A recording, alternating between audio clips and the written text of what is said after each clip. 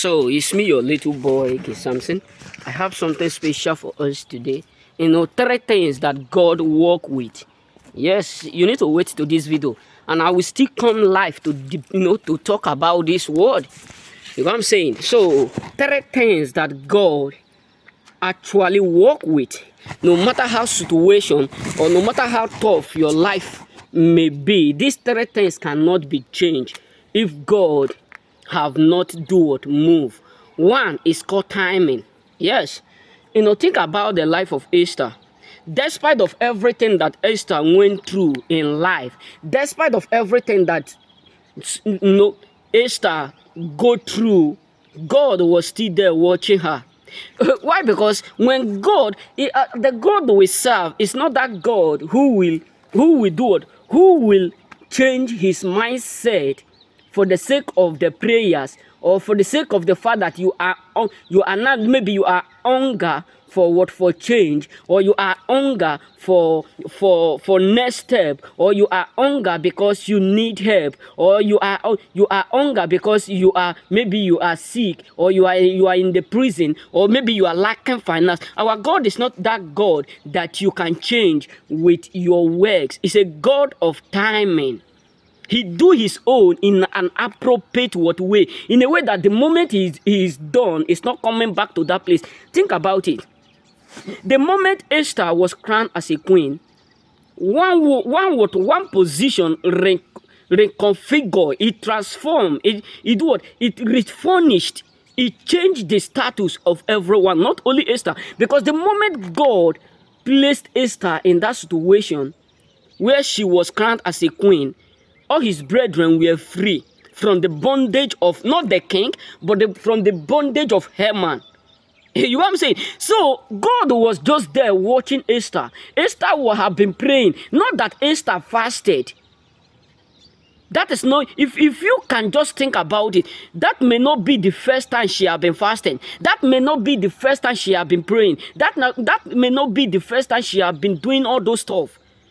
But timing increased God what mindset. When God said this is the time for you to be blessed, even if Goliath, even if word of Jericho, even if the earth stand against you, he can move unmovable to do what he promised you to do. That is why he said he is omnipotent, or changed God. Look at the life of Joseph.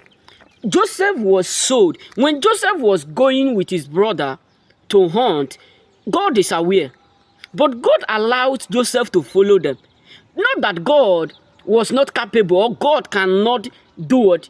Change the mindset of Joseph, no?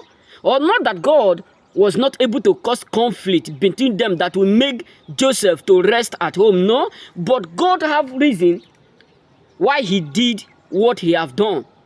You know, so every circumstance, everything that we are going through in life, God is always aware. Look at David. So what am I trying to say is this: timing is one of the greatest things that God used. Another term is called what? Waiting. When you are praying, you are praying. Sometimes many of us pray. We think that will make God to move. No. God always asks us to wait. That's why sometimes the prayer you prayed last year, last 2 years, you'll just be surprised that what you have been praying for many years will just come to actualize today. Because God have all your prayer in his palm, in his hand. So he will do what? He will surely make it at that appropriate time. And another thing is watch. Sometimes when we are troubled, God will tell us, wait. Wait, timing, and watch. What does that mean? He wants you to wait his time and watch what he is capable of doing. Because out of every circumstances that occur around us, God always have glory. He take glory from all. So your situation is what God used to glorify himself. That is why he said he share his glory with no man. So whenever a choosing encounter one problem to another, it's a midst in which God get what? Glorified. It's a midst in which God take what? Glory. He take glory from what we are going through.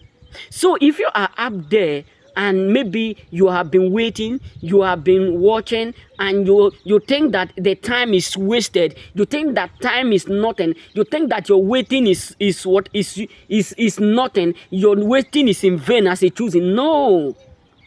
All the years that Hannah waited, hey, God, I'm entering deeper. All the years that Hannah waited, it was the timing of God that she received a child. That do what? That the other woman who gave 12 children, none of them were recorded in the history. It was because of Esther that it was because of Samuel. The timing. That is why, let me tell you something. When Christ was a carpenter, nobody knows him. When Christ was following his mother, his father, to do tailoring, to do carpenter, nothing like record. How many cloth Christ sew? How many houses Christ you help her father, or furniture, or chair, or many things in the house that Christ helped his father to do or to make. Not even a chair was recorded that Christ helped his father to do or to make. Because as a father, no matter how, your son must surely learn something from you. That is to tell you, when a God.